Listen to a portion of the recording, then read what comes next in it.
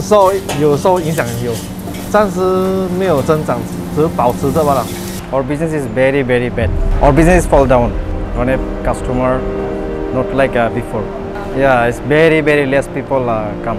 影响当然是有影响啦，38%这样哦，人少了咯，学生少了咯，没有开学嘛，没有年轻的顾客咯。They never come to eat. My customers didn't come to work. They do online work. My night business affected a lot because until 10 o'clock is late. If they give until 12 o'clock also, we can tahan lah. 还没有 office， 也没有学生，只是靠住家吧。现在 many restaurants closed already, you know. Luckily, we got a little bit business can survive lah. Currently, my status surviving. Restaurant, you know, the expenses is rent, electricity, salary. All we have to cover. Cannot make money ready. Cannot get back to same like before because all is lockdown, right? Lockdown, people no come.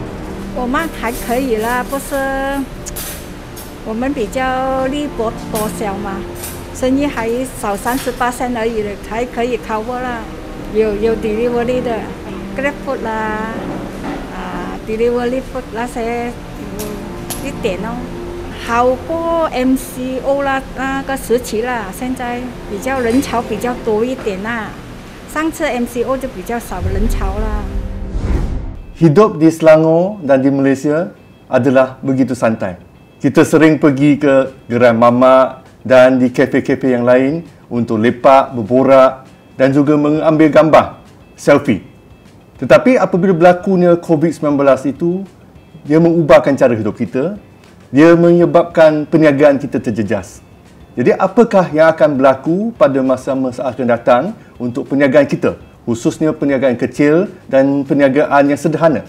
Hari ini kita akan berbincang isu ini bersama dengan dua orang usahawan, iaitu Encik Hizat Lahuri, pengasas Cafe Kek Jalan Tiong dan pengurus jualan Sidah Catering, Puan Nur Suria binti Muhammad Saadi.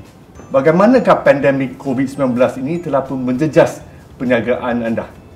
Okey, untuk bagi kami Sidah Catering Services, banyak pelanggan-pelanggan yang telah membatalkan majlis-majlis mereka, terutamanya dalam majlis perkahwinan.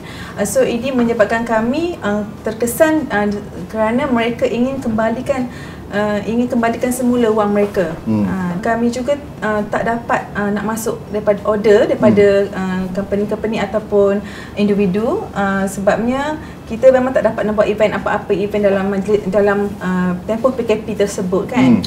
Itu adalah kesan kami lah yang menyebabkan jualan kami agak merosot pada bulan tersebut. Jadi adakah perniagaan saudari bergantung kepada yang walk-in? Disebabkan PKP, yang walk-in tu dah tak boleh, so kita buat perniagaan untuk COD. So kita start untuk mencari cara pemasaran dalam talian, seperti dalam platform pemasaran dalam talian seperti GrabFood, Foodpanda dan Halal To Go dan sebagainya lah. Dan kami juga masa dalam kesan PKP tu kita buat jualan kecil-kecilan, mi Jawa, rojak kelang dan juga frozen food bagi yang customer kami yang ingin merasa tapi dia tak dapat datang, just kita buat melalui cash or delivery lah dalam pada masa itu. Tak terfikir sebelum ni berlaku? Tak ada. Kita mungkin sebelum ni kita tak, orang kata bukannya tak pandang pada yang pemasaran dalam talian tu. Sebab kami agak busy dengan keadaan catering, dengan restoran, dengan orang ramai pun datang, selalu tak ada masalah bahagian macam dalam itulah. Tadinya dengan adanya, orang kata bila terjadinya PKP ni, kami pun terbuka minda kena ubah strategi untuk lebih baiklah, untuk lebih, orang kata, untuk survive. Tapi sebelum ni kalau diberi peluang pun kita tak nak belajar sebab kita ingatkan perniagaan kita memang cukup baik. Dah popular, tak perlu kan? Sebab kita tak terfikir langsung PKP ni akan terjadi dengan pandemik yang COVID-19 ni akan terjadi. Sebab tu dengan terjadinya kita secara tak langsung pada peniaga kita kena ubah strategi kita lah. Bagaimana dengan saudara Hizat? Untuk Kek Jalan Tiong, bisnes kita orang, so memang akan ada walk-in. Kita akan ambil order untuk customer yang untuk buat tambahan untuk wedding ataupun events, dan juga kita ada supply pada kafe dengan restoran lain. So waktu mula PKP memang sangat susah lah, because daripada pendapatan kita orang yang daripada 3 cara income tu jadi kosong lah basically untuk yang untuk minggu-minggu pertama tu. Untuk kita orang memang waktu mula tu kita obviously kita macam tak tahu nak buat apa mula-mula tu. And then once, because all semua industri dah tutup, so kita orang tak boleh nak jual apa-apa mula-mula tu. Tapi lepas tu disebabkan sebab industri makanan is considered essential services, so at least lepas tu kita boleh start balik. So time tu, sebelum, dan so at least ada masa 2-3 minggu tu untuk fikir macam mana betul-betul kita nak ubah bisnes kita, untuk memperbaiki bisnes kita untuk hadapi masa yang akan datang ni lah. So untuk kita, seperti YB cakap lah, waktu mula-mula tu macam bisnes dah okey semua, so kita pun nak buat website pun memang nak buat, tapi tak apalah, ambil masa, kita buat slow-slow. Tapi bila PKP tu, okey, kita kena buat sekarang juga, so kena siapkan sebab kita nak customer order online.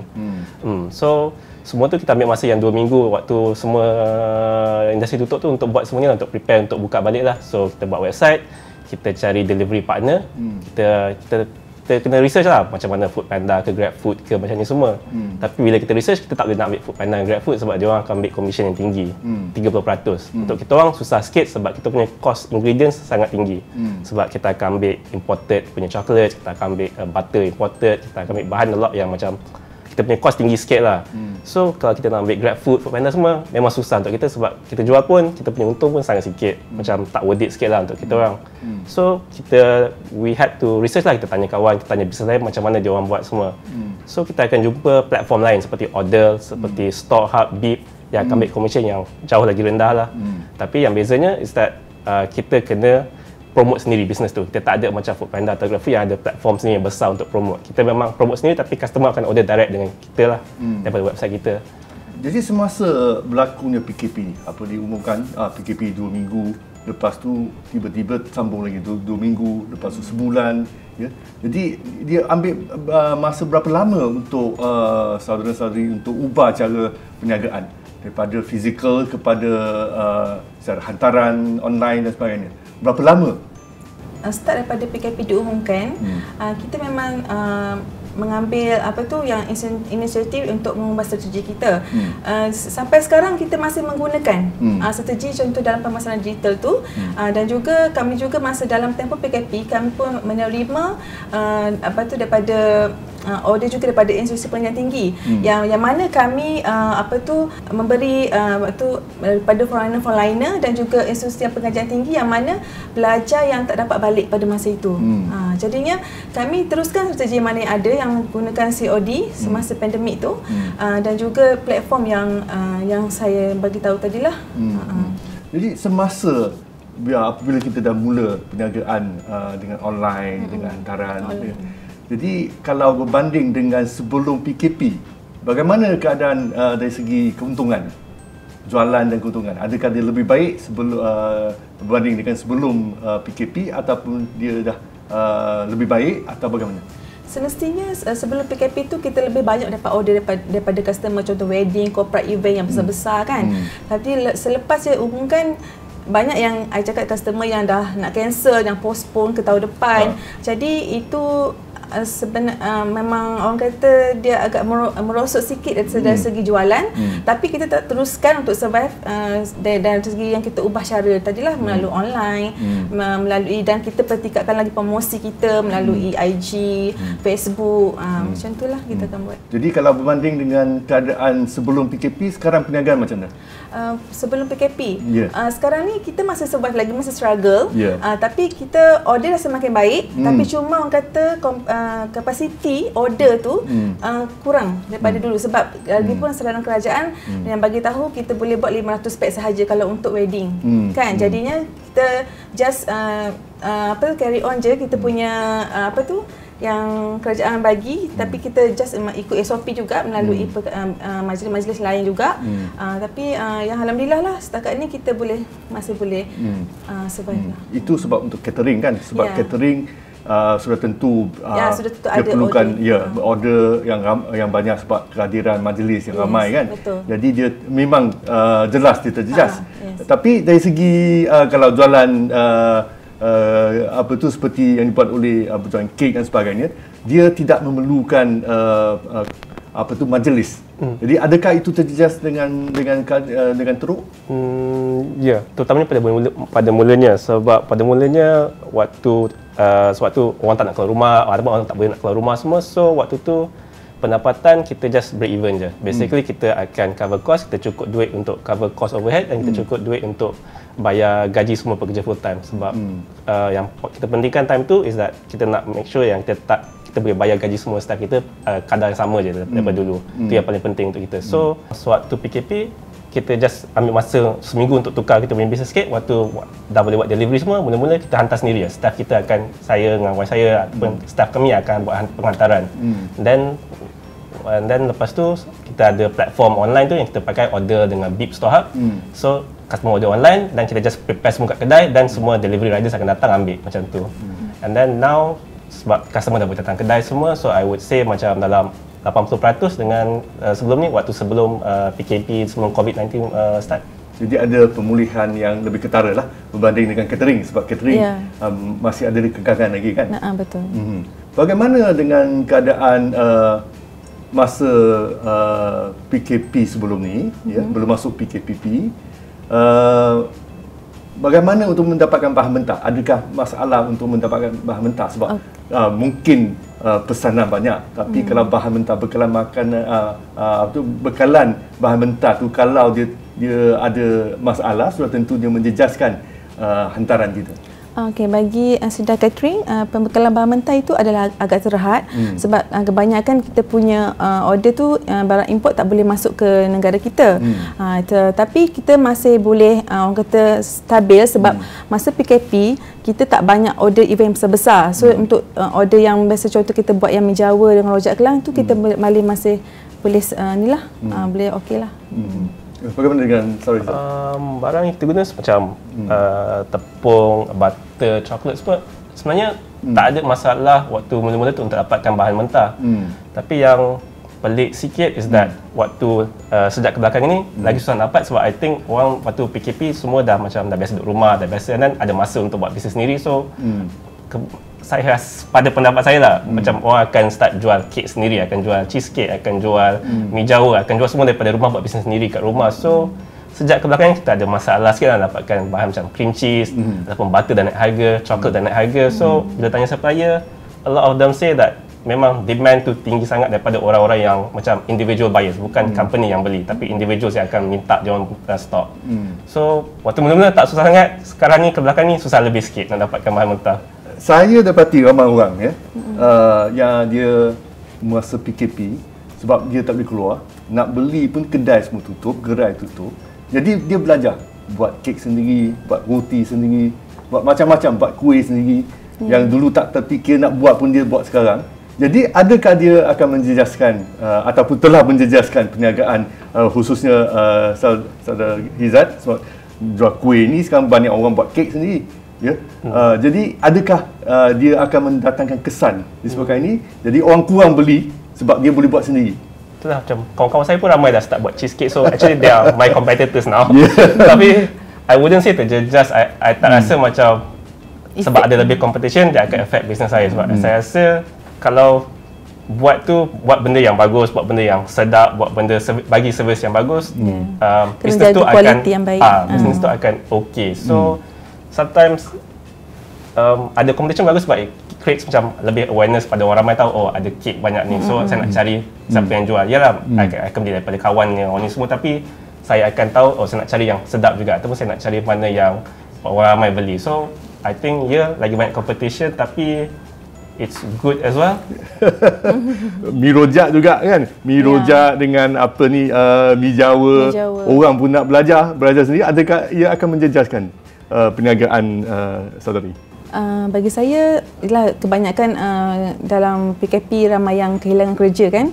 So saya rasa tak salah macam nak cuba untuk dalam bidang industri makanan. Contohnya kalau nak belajar buat kek ke, nak buat nasi lemak ke, ataupun yang mi Jawa tu, saya rasa sebab masing-masing ada orang kata kesedapan masing-masing, kualiti kan, macam Cik Izzat cakap tadilah. So kami macam mengekalkan dia punya kesedapan, orang kata, sebabnya mi Jawa ni kita dah lama, daripada tahun 1972 kita buat. Maknanya dia nostalgia kan. So I rasa tak ada masalah lah kalau tak bagi orang nak mencuba sesuatu yang baru. Bila kita tengok sales ataupun bilangan customer yang datang kedai, compared to katakan sebelum PKP, bilangan customer tak banyak beza sangat compared to sebelum ni. Maybe sebab sekarang pun tak banyak, in terms of transaction lah, tak banyak beza sangat. Tapi in terms of duit yang dia belanjakan kurang sikit, tapi saya rasa macam tak banyak sangat. Saya rasa macam orang still berbelanja. Mungkin sebab sekarang kena berbelanja locally semua or things like that, ataupun memang nak support business-business yang lokal.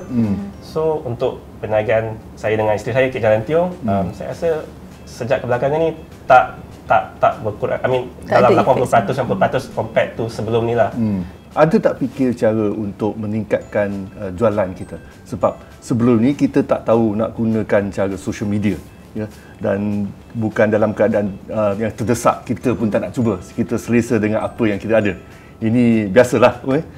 Sekarang ni dah disebabkan PKP ni, kita dah belajar satu cara pemasaran yang baru, ya. Selain daripada pelanggan yang biasa, yang lama, sekarang kita dah tahu ada cara-cara untuk kita menghubungi, ya, pelanggan yang baru, pasaran yang baru.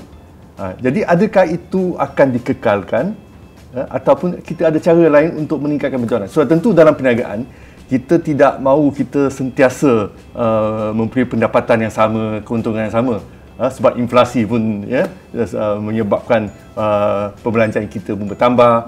So tentu kita sentiasa nak memperbaiki perniagaan kita. Jadi adakah cara yang baru ini melalui social media akan dikekalkan dan diperhebatkan lagi pemasaran? Okey, bagi Sedar Catering, cara untuk meningkatkan jualan, kita yang first tadi yang cakap tadi, pemasaran dalam talian seperti Foodpanda semua, dan juga yang kedua I rasa boleh lebih pertingkatkan promosi dalam IG, dalam Facebook, dan juga you pun boleh hire Insta famous ataupun artis, selebriti untuk mengenalkan produk you. Itu bergantung kepada kita punya costing lah. Okey, yang ketiga kita pun boleh untuk cara untuk site visit. Site visit kembali customer yang sebelum ni dah order dengan kita, dan juga customer-customer yang baru. Dengan itu kita boleh tingkatkan jualan kita lah, dan juga anda perlu yakin dengan diri sendiri, try untuk cuba menu yang baru. Contoh sebelum ni kami di restoran kami tak pernah mencuba menu roti lava. Roti lava? Ya, roti lava. So, dengan adanya roti lava ni adalah satu menu yang unik. So, orang nak cari. So, dengan itu salah satu cara orang nak datang pada kita lah. Okey, bagaimana? Secara online memang kita akan teruskan, sebab yang tu yang kita rasa penting untuk tempahan untuk events, dan juga kalau orang nak order apa-apa yang dekat dalam kedai tapi just nak buat delivery. So that one memang penting. Dan satu lagi, sebab kalau kita buat guna platform online ni, data untuk pelanggan pun kita akan tahu. So macam kalau let's say katakan YB nak order kek apa tu, YB akan masukkan email address pada kita. So kita akan ada email ni, kita ada email address, kita akan ada tahu bila YB order dan apa kek YB order. So kita akan dapat kumpul ni, kita akan buat marketing lah. Katakan kita akan buat, kita boleh bagi tahu ada promotion baru ke, ataupun semua melalui email, sebab kita ada online platform yang bagi kita semua maklumat tu. Untuk customer yang datang ke kedai, that one kita memang pentingkan produk, sebab bisnes kita daripada dulu sampai sekarang it's just memang kita pentingkan produk tu memang kena sedap. Yang kek kita buat kena sedap, apa yang kita buat kena sedap. So that one kita akan introduce benda-benda baru lah. So macam lately kita ada buat macam Korean buns, which is very popular kat Korea as a street food. So bila kita buat sini Korean bun? Yes, it's saya tak pernah makan lagi Korean bun. Macam mana dia Korean bun? It's a roti yang lembut, campur garlic, campur parsley, and then a bit of cream cheese. So kimchi? Cream cheese. Oh, cream cheese. So dia ada macam savory sikit, ada manis sikit. It's a bit, it's sedap, tapi it's also macam pelik sikit, tapi dia sedap. So that's why people orang suka yang tu. So katakan yang tu let's say that Korean bun alone kita boleh jual dalam 80 sampai 100 biji sehari. So tapi all these things pun macam akan ada naik dia, akan turun balik sebab dah online biasa. So lepas tu kita kena create benda baru pula. So macam lately ni kita akan buat Belgian waffles dengan chocolate dips. So that one pun still looks macam okay, orang macam suka, tapi kita kena try lah macam so kadang-kadang ada benda yang memang okay, ada benda macam orang tak minat, even though kalau kita suka pun kita rasa this is the best in the world, kita memang suka, sedap, everything, tapi customer tak minat pun tak guna jugalah. So so macam tu lah, kalau walk-in punya pelanggan kita kena fokus on the product. Kalau yang macam catering untuk ataupun untuk tempahan, semua that one is online lah, kita akan fokus. Kadang-kadang kita mesti orang kata kena ada rasa keyakinan lah untuk kita mencuba suatu menu baru kan. Tapi kena pentingkanlah kesedapan, kualiti dan kebersihan kena jagalah. Baik, sebagai usahawan dalam keadaan sekarang ini yang tidak menentu, khususnya bila PKPP dilanjutkan, dan kita menjangkakan selepas ini orang ramai kena mula bayar hutang, bayar ansuran dan sebagainya. Sudah tentu dia akan menjejaskan sedikit ya pattern perbelanjaan, kerana sebelum ni dah berapa bulan tak payah bayar kan. Motosikal tak payah bayar, rumah tak payah bayar. Jadi dalam keadaan ini bagaimana saudara-saudari melihat potensi perniagaan sekarang ini? Dalam keadaan macam ni actually potensi tu lagi besar sebab masa macam ni orang akan offer kita shop lot yang pada kadar sewa yang lebih baik, ataupun lokasi yang mana yang kita rasa macam dulu macam saya rasa macam saya tak dapat tempatnya, tapi saya kagum dengan sikap saudara yang begitu optimistik ya. Kita dalam bahasa Cina, dia bila dikatakan krisis tu, dia terdiri daripada dua perkataan. Satunya kebahayaan dan satunya peluang. Jadi dalam keadaan bahaya ni, saudara nampak peluang, iaitu dapat sewa kedai yang lebih rendah. Maka itu ada peluang kita untuk memperkembangkan perniagaan. Saya kagum dengan pandangan saudara Hizat ni. Boleh teruskan? Okay. And then also macam equipment pun banyak sekarang orang nak jual second hand. So macam kita pun ada beli a few macam ada beli beberapa peralatan, just kita simpan dulu lah sebab kita rasa macam dulu tak mampu, mahal. And then macam YB cakap, memang macam perasaan tu macam ada potensi, because it's business lah, macam ada naik ada turun, and then bila turun kemungkinan besar akan naik balik. So tapi kita kena rancang, kita kena plan betul-betul, dan bila ada peluang tu kita kena buat betul-betul. Itu je. So saya rasa yes, ia masa susah, tapi I think siapa yang buat bisnes, siapa yang betul-betul fikir macam mana nak ubah bisnes dia, nak ambil peluang yang ada, nak pandai untuk macam gunakan apa fasiliti atau kemudahan yang memang dah sedia ada, I think it should be okay. I think there is potential to do very well, I think. Ya, mengambil kesempatan. Kalau bahasa Inggeris, seize the opportunities. Bagaimana dalam bidang catering? Bidang catering, potensi kita kita punya memperbarui contoh dalam frozen food. Sebelum ni kita tak pernah buat. So jadinya kita pelbagai frozen food dalam tak kisahlah food bagian macam contoh ayam masak merah, so daging masak hitam. So ada customer tu dia kadang-kadang dia tak sempat nak masak, ataupun dia tak reti nak masak, so dia just ambil saja, beli saja dengan kami lah. Kami juga nampak peluang kalau untuk contoh kalau dalam bidang catering ni, contoh kalau dulu kita tak ambil kuantiti yang kecil untuk order, so sekarang ni kita dah membuka, sebab itu adalah salah satu potensi kalau yang boleh kata mengembangkan lagi bisnes kami lah. Saudara Hizat, saya dimaklumkan sebelum ini saudara berada di dalam industri kewangan, dan kemudian menjadi usahawan dalam bidang makanan. Bagaimana saudara boleh masuk ke bidang ini? Boleh kongsi pengalaman supaya kawan-kawan kita yang lain yang minat juga jadi usahawan boleh lihat saudara sebagai satu contoh, satu model. Sebenarnya isteri saya yang pandai bake, dia pandai buat kek, dia pandai buat semua ni. So I think isteri saya pun dia kerja bidang perbankan juga, dia kerja HSBC Bank. So saya pun dulu kerja industri kewangan juga. So I think waktu mula-mula kita orang start dari rumah je. So isteri saya akan balik kerja, dia akan bake malam Sampingan. sampai pagi, and then esok customer akan datang ambil kat rumah kita orang. So rumah kita orang tu Jalan Tiong. So sebab tu nama kedai kek Jalan Tiong. So nama asal okey. rumah Jalan. So lama-lama lepas beberapa bulan kita tengok ada customer yang akan beli. So lepas tu isteri saya berhenti kerja, dia buat kat rumah je full time. Dan lepas saya still bekerja waktu tu, tapi saya pun dah rasa macam I want to be my own boss. Saya rasa saya nak buat perniagaan saya sendiri, saya nak jadi bos. Saya tak nak dengar cakap orang lain dah. So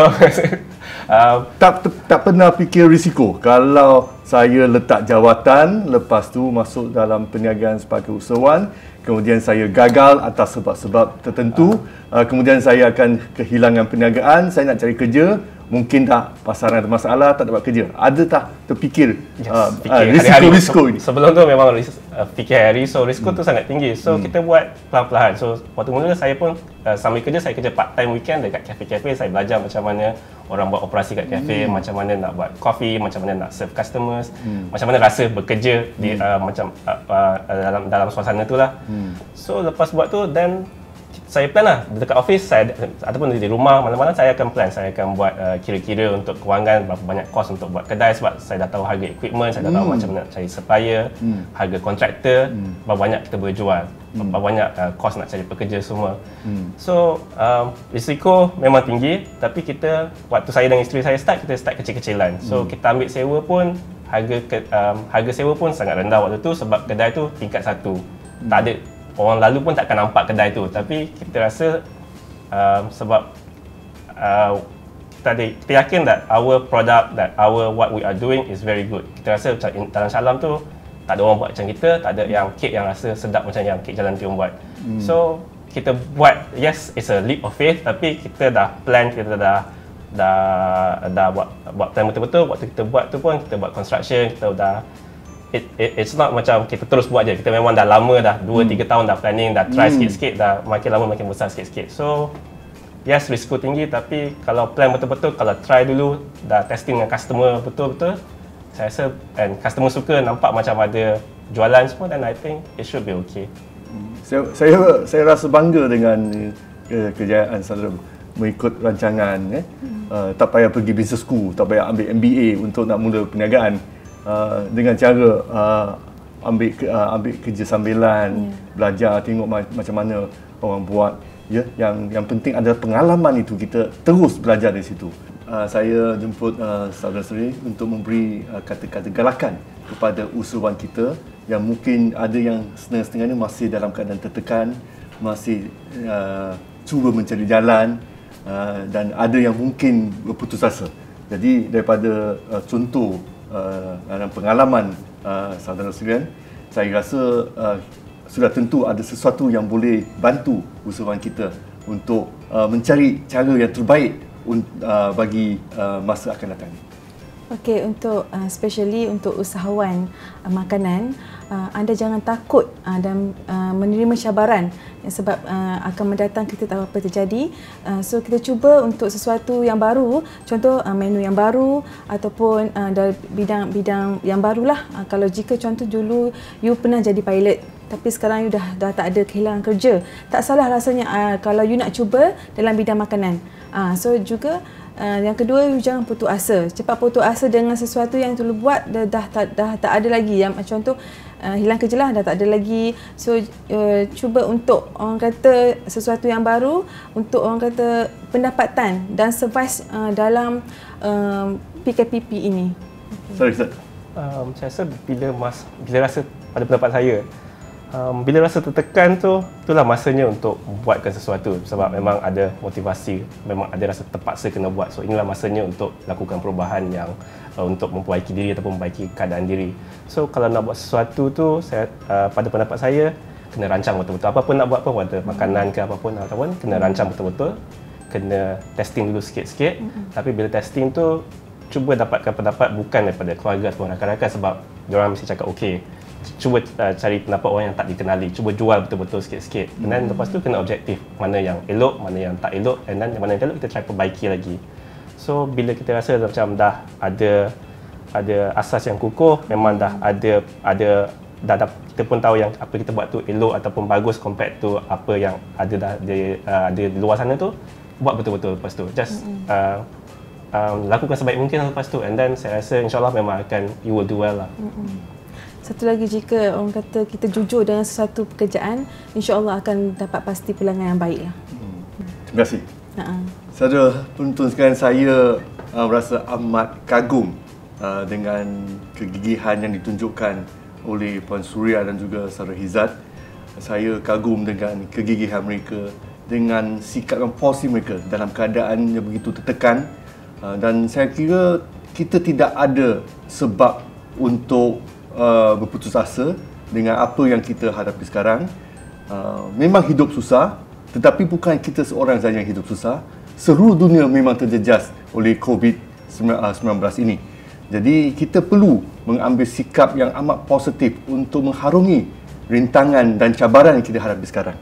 Dan saya kira semua usahawan di Selangor khususnya harus melihat kepada contoh yang begitu baik untuk menggalakkan kita sendiri. Kita perlukan inspirasi, dan inilah inspirasi yang terbaik yang kita lihat pada petang ini. Inovasi dan perubahan merupakan kata kunci bagi tahun 2020.